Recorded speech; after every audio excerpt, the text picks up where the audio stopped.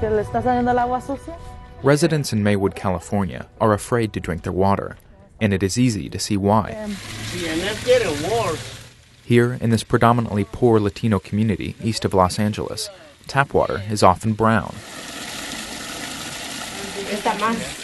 No authorities have told the Padilla family not to drink the water, but like many here, they're cautious and buy filtered water to drink. This is how it was coming out before she started washing her dishes. Kenia Alcocer is a community advocate for clean water in Maywood. The samples of dirty water she collects from residents contain brownish chemicals like manganese. Where you see it, same home. This one was taken November 17 from her restroom. And then, you see, 6 p.m., water comes out dirty again. Every day, millions of Americans drink water from the tap. Under federal law, it's supposed to be free from harmful organisms and chemicals. But 35 years after Congress passed the Safe Drinking Water Act, some regulators and environmentalists say the law is now so out of date that it fails to protect residents from the most obvious threats. According to a Times analysis, since 2004, over 62 million Americans have received drinking water that violates basic health standards. Most Americans believe that their drinking water is safe, and for millions of people it is. But for a large portion of the population, there are thousands of chemicals in drinking water that are unregulated. And even for those that are regulated, we've learned things in the past decade that let us know that those chemicals are more dangerous. But none of the rules have been changed since 2000 for the Safe Drinking Water Act. There is no health standard for manganese, so tap water containing floating manganese particles is perfectly legal. Yet manganese has been linked to Parkinson's disease. Manganese, they consider it, the state agencies, that it's not of primary health concern, that it's a secondary aesthetic, a problem.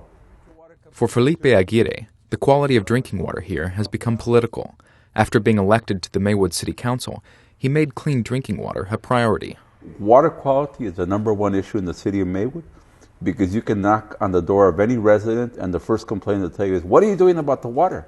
Yet when Mr. Aguirre and other residents asked their 3 private water providers for cleaner water, opponents responded with negative ads, stating he wanted to raise water rates to pay for unnecessary upgrades. Our water is safe to drink.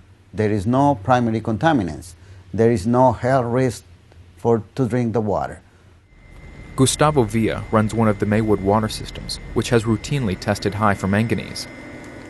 After so many years, you will see these kind of minerals, and they stick into the walls of the main lines because the corrosion and the minerals. Yes, there is problem, but still acceptable, and it passed all the Safe Drinking Water Act. Under pressure from residents and California legislators, Mr. Villa's water system is now building a treatment plant that will remove some manganese from the water.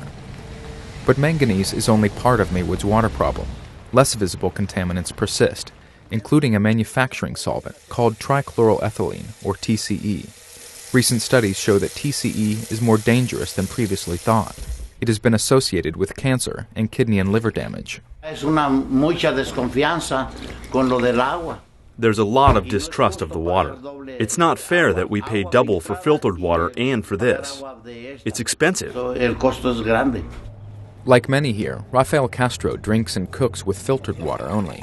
The water system feeding his tap has tested high for TCE, lead, and other industrial chemicals. And whom are we going to believe?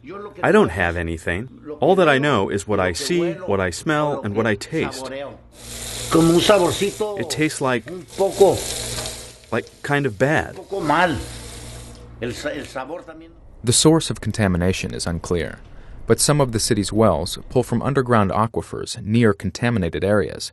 The Pemmico Superfund site is located just 3 blocks from a Maywood water well. Ever since Pemmico chemical factory burned down in 1992 or 93, the agencies have been out here, trying to deal with this site.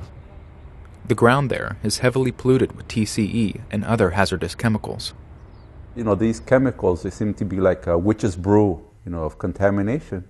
And while neither I nor a lot of people understand, the makeup of these chemicals or what effect they have.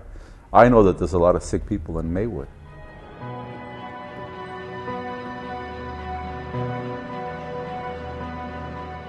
The scientists and regulators within the EPA for over a decade now have been pushing for tougher rules on drinking water and new laws that empower them.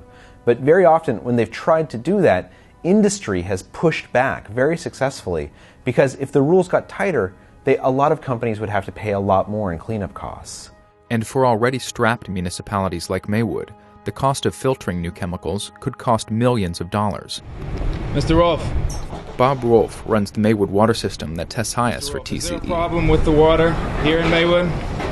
He would not speak on camera, but stated that, "We follow the letter of the law. If they change it, then that's what we'll do."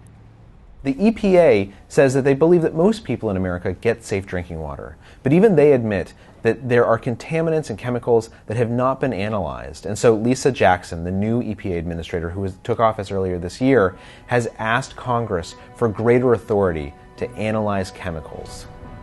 Until the law is updated, people in Maywood and around the country remain at risk, and millions of Americans cannot be sure that their water is safe.